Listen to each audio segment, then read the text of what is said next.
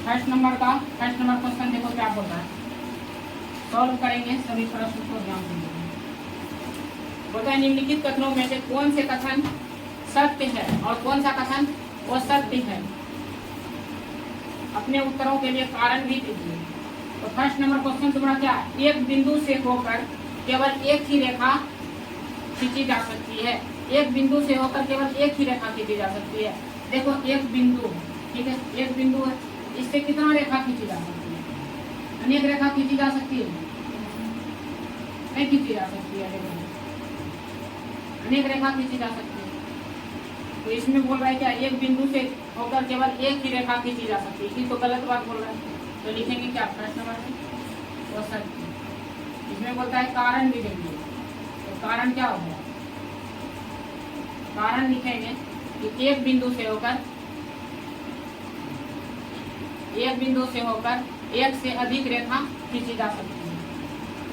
एक बिंदु से होकर एक बिंदु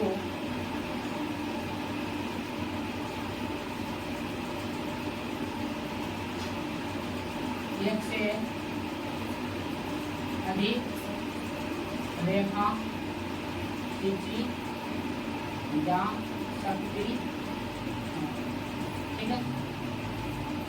चलो दूसरा नंबर समझना, दो भिन्न बिंदुओं से होकर जाने वाली असंख्य रेखा, दो को भिन्न बिंदु लेना है, ठीक है, दो को भिन्न बिंदु।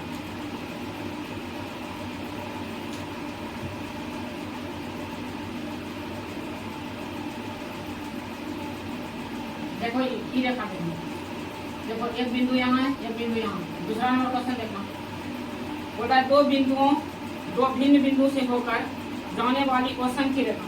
देखो दो को भिन्न बिंदु से असंख्य अनेक रेखा खींचा जा सकता है, दो को भिन्न बिंदु से अनेक रेखा नहीं खींचा जा सकता है, दो भिन्न बिंदु से एक ही रेखा खींचा जा सकता है, समझा।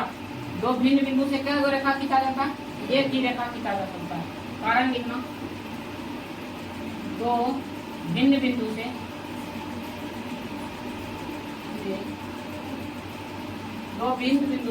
एक रेखा खींचा जा सकता है। असंख्य रेखा नहीं खींचा, असंख्य मतलब क्या, बहुत सारा रेखा खींचा जा सकता है क्या, नहीं। चलो तीसरा नंबर देखना, एक शांत रेखा दोनों ओर निश्चित रूप से बढ़ाई जा सकती है। एक शांत रेखा देखते हैं, एक शांत रेखा दोनों ओर निश्चित रूप से बढ़ाई जा सकती है। देखना गौर करना, ये मान लो रेखा है, ठीक है, ये मान लो रेखा है, इसको मान लो ए, इसको मान लो बी, ठीक है।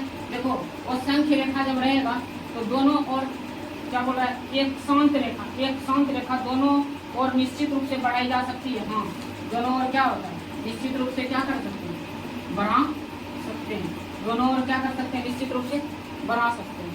तो ये कथन क्या सत्य है, ये क्या हो जाएगा, वो सत्य हो जाएगा। तो लिखेंगे इसमें क्या, इसमें कारण देंगे क्या, इसमें कारण देंगे एक शांत रेखा, एक शांत रेखा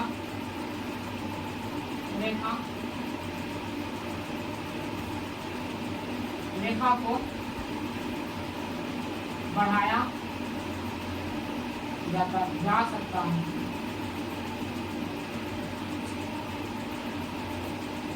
चौथा नंबर देखो, यदि दो वृत्त बराबर हो, दो वृत्त है, बोलता है यदि दो वृत्त बराबर हो तो उनकी त्रिज्या भी बराबर होती है। दो वृत्त बराबर एक शर्त पे होगा, जबकि त्रिज्या बराबर होगा। अगर त्रिज्या बराबर होगा, ये 7 सेंटीमीटर रहेगा, ये भी 7 सेंटीमीटर रहेगा, तो 7 सेंटीमीटर का वृत्त खिंचाएगा दोनों में, त्रिज्या पर निर्भर करता है। तो अगर बोल रहा है कि दो वृत्त बराबर हो तो उसकी त्रिज्या भी बराबर होती है, तो हाँ लिखेगा सत्य। ये बात क्या बोल रहा है, सही बोल रहा है, सत्य। तो कारण देगा क्या, लिखेगा क्योंकि दो वृत्त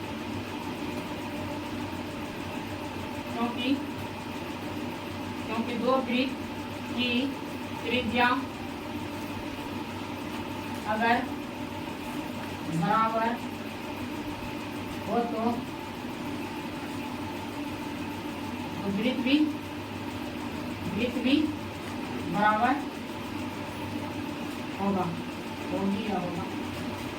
दो वृत्त की त्रिज्या अगर बराबर हो तो वृत्त भी बराबर होगी।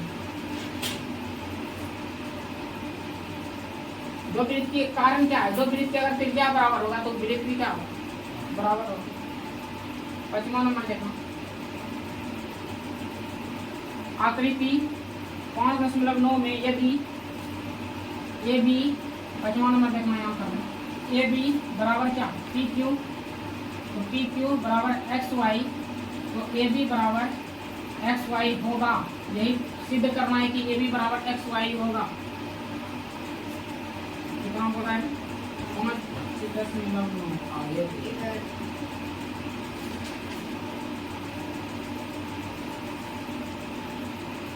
देखो यहाँ आकृति बना दिया, यानी कि ए बी बराबर जो होगा, ए बी बराबर एक्स वाई होगा, जबकि पी ए बी बराबर है क्या, पी क्यू, और पी क्यू बराबर क्या, एक्स वाई।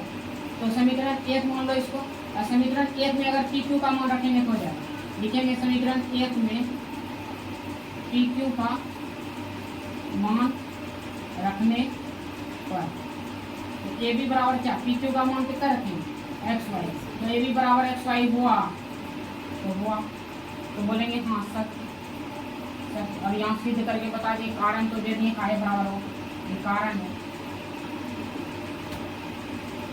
देखो पहला दूसरा का क्या होता है, समांतर रेखा, समांतर रेखाएं होता है। निम्नलिखित पदों में से प्रत्येक की परिभाषा दीजिए, इनके लिए कुछ ऐसे पद जिन्हें परिभाषित करने की आवश्यकता है, क्या वे क्या है और आप इन्हें कैसे परिभाषित कर सकते हैं। समांतर रेखाएं किसे कहता है, समांतर रेखाएं वैसी रेखाएं होता है, तब गौर करना, समांतर रेखाएं वैसी रेखाएं होता है। ये मान लो क्या, समांतर रेखा है, समांतर रेखा मतलब क्या, इसका बीच का दूरी क्या होनी चाहिए, बराबर होना चाहिए। कभी कभी रामायण देखा है, उसमें जब तीर छोड़ता है तो दो तीर एक साथ निकलता है, वो समांतर रेखा निकलता है, ठीक है ना। तो ई हो गया तुम्हारा क्या, ई जो है ए बी मान लो इसको, सी डी ई है, इसे को कुछ भी मान सकता है, बराबर बना दीजिए। इसको एक्स मानो, इसको वाई मानो, इसको पी मानो, इसको क्यू मानो, कोई दिक्कत नहीं, ठीक है। एक्स वाई तुम्हारा क्या है, एक्स वाई तुम्हारा रेखा है, और पी क्यू भी तुम्हारा क्या है, रेखा है, यानी कि एक्स वाई क्या है, रेखा है, और पी क्यू क्या है, ये भी रेखा है, ठीक है। तो बोलता है कि समांतर रेखाएं का परिभाषा दी, इसी को समांतर रेखाएं कहा जाता है, जिनके बीच का दूरी क्या हो, समान, बीच का दूरी अगर वो समान होगा तो समांतर रेखाएं कभी नहीं हो सकता, ठीक है।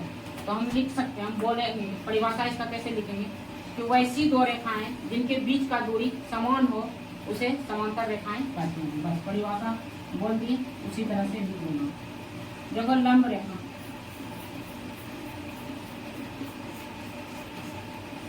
ये मान लो ए है, ये क्या बी, यहाँ पर एक लंब डाला गया, इसको मान लो सी है, ये क्या है, इसको मान लो एम है, ये एम, ठीक है, कुछ भी मान सकता है। ई देखो यहाँ पर 90 अंश का कोण बनाएगा कि नहीं, 90 अंश का कोण, तो हम बोल सकते हैं क्या, ए बी पर लंब डाला गया क्या, एम है, ए बी पर लंब डाला गया है एम है। तो बोलेंगे इसका परिभाषा कैसे बोलेंगे कि लंब रेखा किसे कहता है, वैसी रेखाएं जिसपे सीधी एक लंब खींचा जाए, वहां पर 90 अंश का कोण बने, उसे क्या कहते हैं, लंब रेखा कहते हैं, ठीक है। इसी प्रकार से दूसरा नंबर हो गया, तीसरा नंबर रेखाखंड, रेखाखंड किसे कहते हैं, रेखाखंड, देखो रेखा के खंडों को क्या कहता है, रेखाखंड। जैसे मान लो ए बी, इसको देखो दो भाग में बांट दो, सी डी, यही तुम्हारा क्या हुआ, रेखाखंड। पहले था क्या, रेखा था ए बी, इसको दो भाग में बांटे, 3 भाग में बटा गया, ए सी, सी डी और बी डी, यानी कि हम कह सकते हैं कि ए बी जो बराबर होगा A C plus C D plus क्या बी डी, ये सब क्या हुआ, रेखाखंड, रेखाखंड नहीं हुआ, यानी कि एक रेखा को तोड़ के क्या करें, अलग अलग खंडों में क्या कर दिया, विभाजित कर दिया, तो उसी को क्या करते हैं, रेखा कहते हैं। तो लिखे बोलेंगे वैसी रेखा जिनका रेखाखंड किसे कहते हैं, रेखा के खंडों को क्या कहा जाता है, रेखाखंड। परिभाषा लिखेगा, रेखा के खंडों को रेखाखंड कहा जाता है। थोड़ा आना चौथा नंबर वृत्त समझाते हैं। बोलता है वृत्त की त्रिज्या, ये तुम्हारा क्या हुआ, वृत्त का त्रिज्या। इसका बोलता है वृत्त का त्रिज्या किसे कहते हैं, कट गया जी,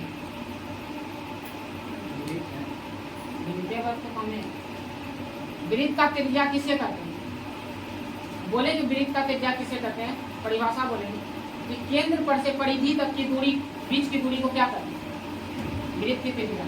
ये परिधि हुआ कि केंद्र यहाँ हुआ, केंद्र पर से परिधि के बीच की दूरी को हम क्या कहते हैं, त्रिज्या। केंद्र पर के, केंद्र से परिधि तक के बीच की दूरी को वृत्त त्रिज्या कहते हैं। जैसे साइकिल से का रिम, साइकिल का चक्का का, वो सब वृत्त का त्रिज्या। कोई दिक्कत नहीं यहाँ पर। केंद्र से परिधि तक के बीच की दूरी का क्या कहा जाता है, वृत्त की त्रिज्या। चलो आते हैं वर्ग में। पांचवा नंबर देखो वर्ग। वर्ग देखो कैसे बनता है, वर्ग का चारों भुजा क्या होता है, बराबर होता है। वर्ग किसे कहते हैं, तो लिखेंगे, बोलेंगे वर्ग के चारों भुजा आपस में क्या होता है, बराबर होता है, उसे ही हम क्या कहते हैं, वर्ग कहते हैं। जैसे ए बी बराबर होगा BC का, और BC बराबर होगा CD का, CD बराबर होगा AD का, इसी को हम क्या कहेंगे, वर्ग। और यहाँ परिभाषा कैसे देंगे इसका, देखो क्या कैसे देंगे, वर्ग किसे कहते हैं, वर्ग की सभी भुजा आपस में बराबर होती है और प्रत्येक कोण 90 डिग्री का बनाती हो, उसे क्या कहते हैं, वर्ग कहते हैं। उसे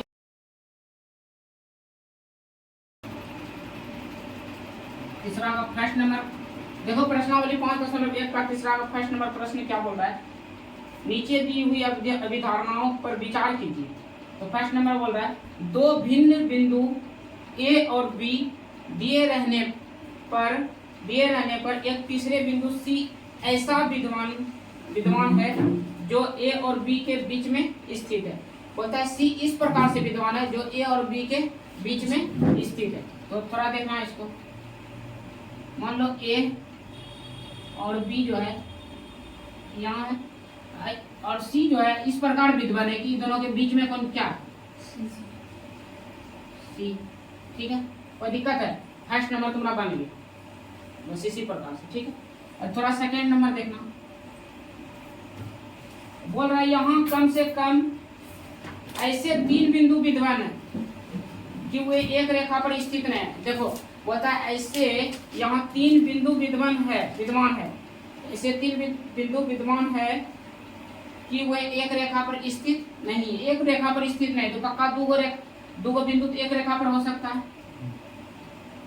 मान लो एगो E है, एगो E है, इसको A मान लो और B मान लो, ठीक है।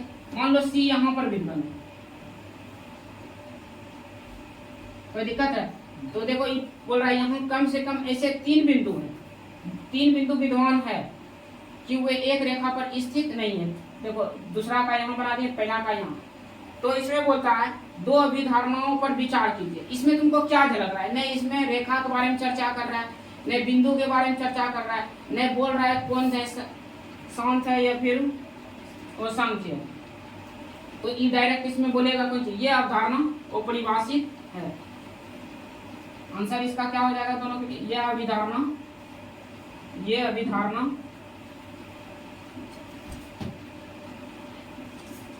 क्या वो परिभाषित है। बोलो क्यों है परिभाषित, वो परिभाषित है क्योंकि इसके बारे में पूरा चर्चा ही नहीं किया है। क्या है, न बिंदु के बारे में चर्चा, न रेखा के बारे में चर्चा है, न संग।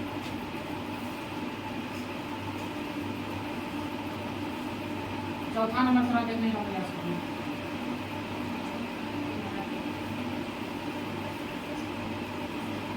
चौथा नंबर बोल रहा है यदि दो बिंदु ए और बी के बीच की दूरी, चौथा नंबर क्वेश्चन बोल रहा है दो बिंदु ए और बी के बीच के बिंदु ए और क्या बी, इसका बीच का दूरी, बीच का बिंदु क्या सी है। ऐसा स्थित है कि ए सी जो है बराबर क्या बी सी का, ठीक है।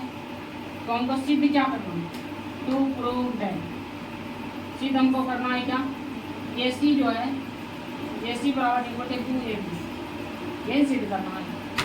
थोड़ा गौर करना, सिद्ध कर रहे हैं इसको। ए सी जो है बराबर किसका बी सी का। अच्छा हम इसको ऐसे लिख सकते हैं, गौर करना थोड़ा फोटो में, ए बी बराबर ए सी जोड़ बी सी,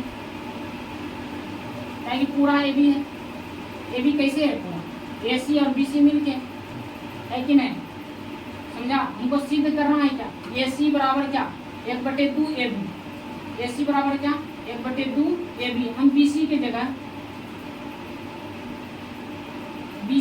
जो है गौर करना पड़ा, बी सी के जगह हम ए सी रख सकते हैं, ए सी और बराबर बी सी दे दिया, नहीं रख सकते हैं। तो ए बी बराबर क्या ए सी प्लस बी सी के जगह हम क्या रख सकते हैं, इसको समीकरण 1 मान लें, ठीक है। थोड़ा बात लिख देना है, थोड़ा बात लिखना है। समीकरण 1 में बी सी का मान रखने पर, ठीक है, गौर करना। ए बी बराबर ए सी, अब बी सी की जगह हम कितना रख सकते हैं, देखो ए सी बराबर है बी सी का, पहले क्वेश्चन में बोल दिया, तो बी सी की जगह क्या रख सकते हैं ए सी रख सकते हैं। तो ए बी बराबर क्या हो जाएगा ए सी कितना है 2 ए सी, इधर 2 गुना में इधर आएगा तो ए बी बटे 2 बराबर ए सी, यही तो सिद्ध करना है। हाँ यही सिद्ध करना है, नहीं करना था 1/2 ए बी को क्या लिख सकते हैं, ऐसे नहीं लिख सकते हैं, ए सी बराबर 1/2 ए बी लिख सकते हैं, यही तो प्रूव करना था, प्रूव हो गया। इसको नहीं समझ में आया ये बोलता है क्या, प्रश्न 4 में सी रेखाखंड ए बी के मध्य बिंदु कहलाती है, यानी कि रेखा जैसे 4 बना रहा था क्वेश्चन में, तो इस टाइप का ए बी और सी क्या था, सी क्या था मध्य में था कि नहीं, सी मध्य में था। तो बोल रहा है प्रश्न 4 में सी रेखाखंड ए बी के मध्य बिंदु कहलाता है, ठीक है। तो सिद्ध कीजिए कि एक रेखाखंड का एक और केवल एक ही मध्य बिंदु है। बोलता है कि सिद्ध कीजिए कि एक रेखाखंड का एक और एक मध्य बिंदु होता है, यही सिद्ध करना। बढ़िया समझना प्रश्न, फिर प्रश्न 5 नंबर को हल कर रहे हैं। बोला है प्रश्न 4 में इसी तरह से था, ए बी के मध्य बिंदु में क्या था सी रेखाखंड ए बी के मध्य बिंदु कहलाता है, ठीक है। तो सिद्ध कीजिए, तो हमको सिद्ध क्या करना है कि एक रेखाखंड का एक और केवल एक ही मध्य बिंदु है, एक रेखाखंड का हमको सिद्ध क्या करना है, टू प्रूव दैट, हमको सिद्ध यही करना है कि एक ही ओर के, सॉरी क्या बोल रहा था, एक रेखाखंड का एक और केवल क्या, केवल एक ही मध्य बिंदु होता है, यही सिद्ध करना है, ठीक है। कि ए और बी के जो एक रेखाखंड का एक और केवल एक ही मध्य बिंदु होता है, एक और रेखाखंड है उसका केवल कितना एक ही मध्य बिंदु होता है। वो तो जानते हैं कि एक को मध्य बिंदु होगा, एक रेखाखंड में कब मध्य बिंदु बना सकते हैं, एक को ना, लेकिन हमको सिद्ध करके दिखाना। तो गौर करना जरा, तो मान लेते हैं यहाँ 2 को मध्य बिंदु दे देते हैं, वो यहाँ मान लो डी है, ठीक है, गौर करना डी है, ठीक है। अगर हम लिखेंगे तो कैसे लिखेंगे, ए बी बराबर, ए बी को हम ऐसे लिख सकते हैं,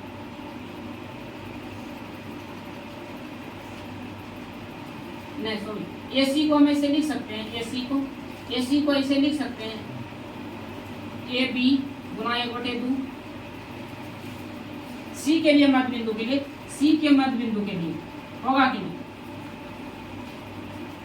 के लिए सी के मध्य बिंदु के लिए सी में देखना, सी के लिए हम देख रहे हैं, ठीक है, लिख सकते हैं ए सी बराबर ए बी का आधा, डी भूल जाओ अभी डी भूल जाओ, ठीक है, ये तो हम सिद्ध करने के लिए डी लगाए हैं। तो देखो हम लिख सकते हैं ए सी जो होगा ए बी का आधा हो रहा है, तो ए बी का आधा कर दो, तो दिक्कत है। ई हुआ किसके लिए, ए सी के लिए, अब लेंगे किसके, सी के लिए था, ई डी के लिए लेते हैं, ठीक है। डी को क्या करेंगे, इसमें क्या करेंगे, ए डी जो होगा, ए डी जो होगा इसका ए बी का आधा होगा कि नहीं, डी मध्य बिंदु अगर मानेंगे तो क्या होगा, ए बी का आधा होगा कि नहीं होगा, दो समीकरण हुआ ना। अब क्या करेंगे, जब LHS बराबर सॉरी RHS जब बराबर होगा तो LHS को भी क्या करना पड़ेगा, बराबर। तो समीकरण 1 तथा 2 से तो क्या होगा, AC बराबर क्या, AD, AC बराबर क्या, AD, यानी कि AC जो है वो किसके बराबर हो सकता है, AD के बराबर। AC भी बराबर है और क्या, AD भी बराबर है। तो हमको बोल रहा था एक रेखाखंड का एक और केवल एक ही मध्य बिंदु हो सकता है। देखो एक रेखाखंड का अगर मान के चलो AC के लिए लेगा, AC और क्या, AD, इसके बीच में कितना मध्य रेखा के मध्य बिंदु होता है, एक रेखाखंड का एक और केवल एक ही मध्य बिंदु होता है। तो हमको यही सिद्ध करना था, AC बराबर क्या, AD, यानी कि ई रेखा और ई रेखा क्या है, दोनों मिला के एक रेखा नहीं, तो यही सिद्ध करना उतार लें।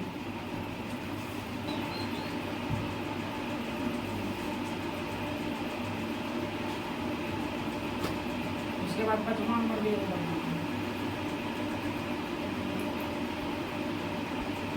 इससे कोई दिक्कत नहीं है।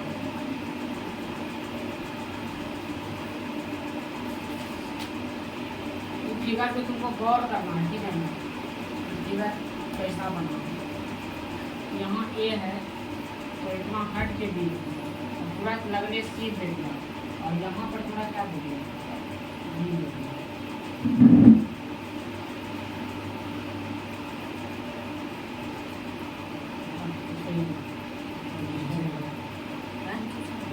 कोई दिक्कत नहीं, नीचे ऊपर से तो सी दिया है क्या, AC बराबर जो है क्या, BD है कि नहीं। तो सिद्ध करना है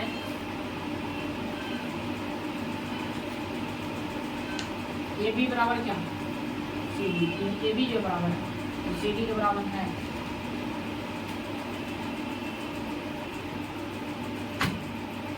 गौर करना पड़ा, अगर हम जानना चाहेंगे AD कैसे बनाएंगे, AB जोड़ BC जोड़ क्या, CD कैसे बनाएंगे,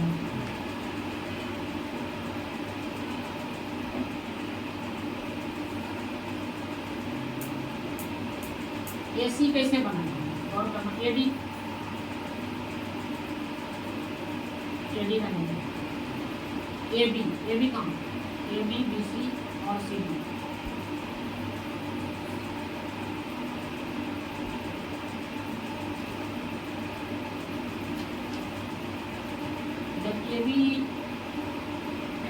AB बराबर है AC बराबर है और BD बराबर है, तो हम ये नहीं कह सकते कि AB भी बराबर हो सकता है और CD बराबर हो सकता है, ऐसा कहना गलत हुआ।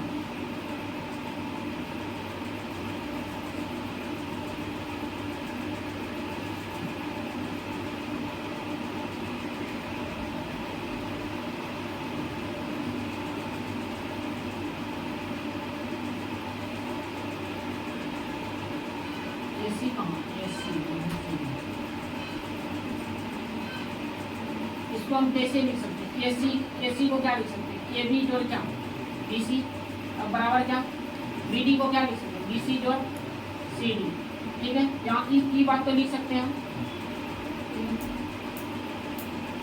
हमको सिद्ध करना है AB बराबर CD, ठीक है। ए बी बराबर क्या सिद्ध करना है, C D, B C cut गया, ए बी बराबर सी डी। जान रहे था अभिगृहीतों की सूची में दिया हुआ है अभिगृहीतों 5 के सर्वव्यापी सत्य क्यों माना जाता है। ध्यान दीजिए कि यह प्रश्न 5वीं अभिधारणा से संबंधित नहीं है, गौर करना पड़ा। एगो पूछ लेते हैं, जैसे मान लो एगो गोला लेते हैं, ठीक है,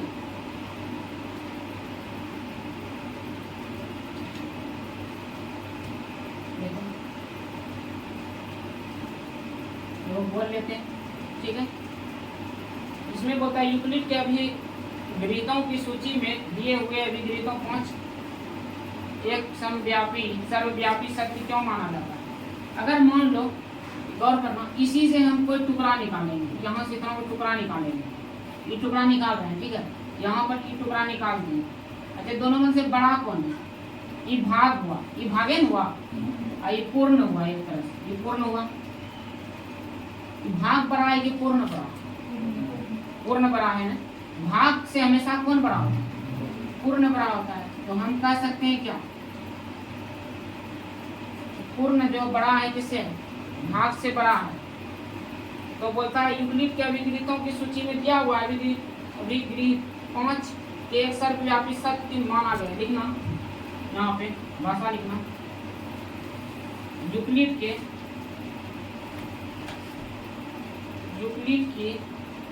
अभिग्रहीतों की सूची में पूर्ण हमेशा बड़ा होगा भाग से। पूर्ण जो हमेशा किससे बड़ा होगा, भाग से बड़ा होगा, तथा अर्थात 5 एक अर्थात पूर्ण एक सर्वव्यापी